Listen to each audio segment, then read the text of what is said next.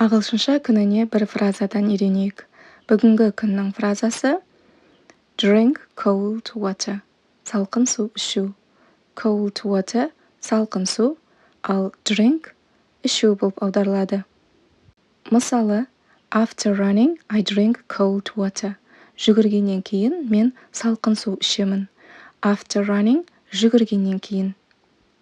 Тағы бір мысал, he doesn't drink cold water, he drinks juice. Ол салқын су ішпейді, ол шырын ішеді. Juice – шырын, сок. Жаттығу жасап көрейік. Жазып жатта.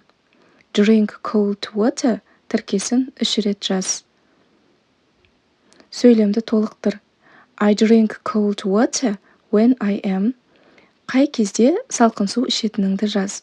Мысалы, when I am hot, ыстықтаған кезде, when I am tired, шаршаған кезде, when I am thirsty, шөлдеген кезде. Сұраққа жауап бер. Do you drink cold water in summer?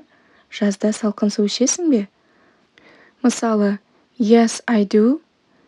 Я, немесе no, I don't, I prefer warm water. Жоқ, мен жылы суды ұнатамын деп жауап беруге болады.